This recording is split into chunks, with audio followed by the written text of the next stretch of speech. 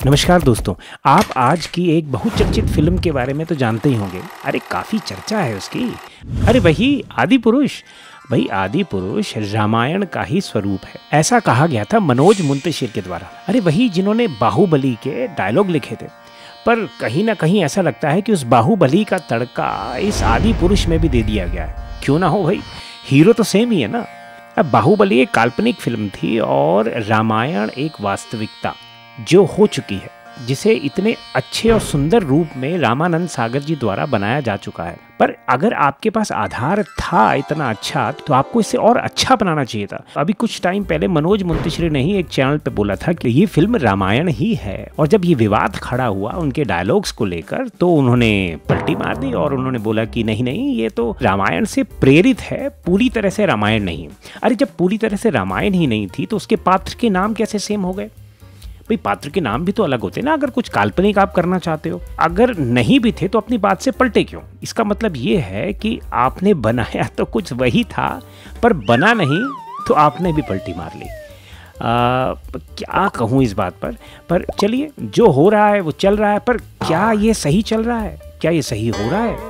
जो लोग फिल्म देख के आ रहे हैं उन्होंने भी इस चीज़ की कंप्लेन की भी कहीं कहीं कुछ डायलॉग्स आपत्तिजनक है। कल मैंने कुछ बुजुर्गों को भी बात करते हुए सुना भी, उसके डायलॉग्स तो हमें पसंद नहीं आए, कुछ डायलॉग्स पे उनको आपत्ति थी।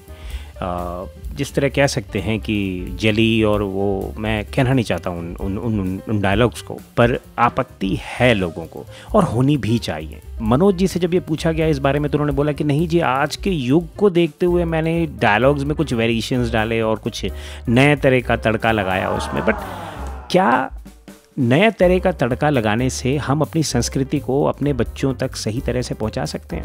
इस तरह के शब्दों का प्रयोग मेरे ख्याल से करना हमारी संस्कृति में अच्छा नहीं माना जाता। तो इसको स्वीकारते हुए उन्हें माफ़ी मांगनी चाहिए थी, पर नहीं, माफ़ी तो बहुत दूर की बात है। इन डायलॉग्स को जायज़ ठहराते हुए उन्होंने कहा कि मुझे इस चीज़ से कोई वो नहीं है, मैंने तो आज के परिप्रेक्ष्य में इस चीज़ को बोला था कि जिससे बच्चों को, आजकल के यूथ को मैं इससे रिलेट कर पाऊँ। अब आदिपुरुष फिल्म का जो विरोध है वो केवल भारत तक सीमित नहीं रह गया। नेपाल में भी थिएटर मालिकों का कहना है कि जब तक इस फिल्म के डायलॉग हटाए नहीं जाते हैं, हम फिल्म नेपाल में रिलीज़ नहीं होने देंगे। आदिपुरुष में सीता जी को गलत तरीके से दिखाने का आरोप लगाते हुए नेपाल की राजधानी काठमांडू में सभी हिंदी फिल्मों के प्रसारण पर रोक लगा दी गई। अब भाई उन्होंने कहा कि हम कोई भी हिंदी फिल्म यहाँ पर लगने नहीं देंगे, ना ही चलने देंगे।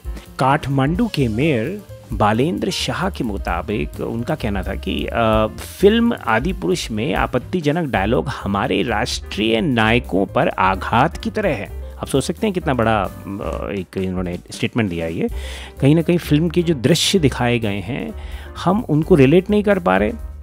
जो हमें उस समय पे रामायण दिखाई गई थी, हमारे मन में उसी रामायण के दृश्य अभी भी दिमाग में बैठे हुए हैं कि किस तरह से वो एक दूसरे के साथ वार्तालाप करते थे, एक दूसरे को संबोधित करते थे, और कहीं ना कहीं उसका म्यूजिक तक हमारे दिमाग में छपा हुआ है। चलिए कोई बात नहीं, आप दृश्यों के साथ छेड़छाड़ कर सकते हैं, उसको अलग तरीके से दर्शाए जा सकते हैं, पर इतना कि जो पची ना सके। हालांकि फिल्म बिजनेस बहुत अच्छा कर रही है, क्योंकि कहीं ना कहीं विवाद आने के बाद लोगों में और क्यूरियोसिटी आ जाती है देखने की, तो उस क्यूरियोसिटी में लोग देखने तो ज़रूर जा रहे हैं, पर कहीं ना कहीं वो संतुष्ट हैं आपके दिखाए गए दृश्यों से और बोले गए डायलॉग से? शायद नहीं। और इस चीज़ को समझना चाहिए हमारे फिल्म निर्देशकों को। अगर आगे आने वाली पीढ़ी को हमें सही तरीके से ज्ञान देना है और सही राह पे चलाना है, तो कहीं ना कहीं हमें अपनी फिल्मों को दिखाने का तरीका चेंज करना पड़ेगा।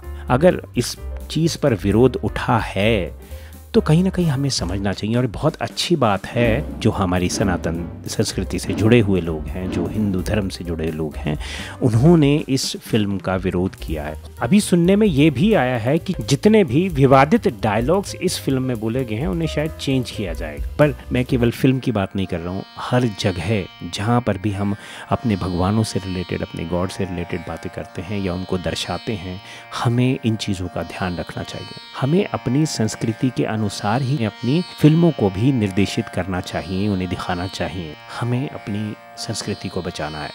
मैं आपसे निवेदन करूंगा कि अपने बच्चों को सही शिक्षा दें और अपने साहित्य के बारे में बताएं। अगर आपको वीडियो अच्छा लगा हो तो चैनल को लाइक, सब्सक्राइब और कमेंट करना ना भूलें। Thank you.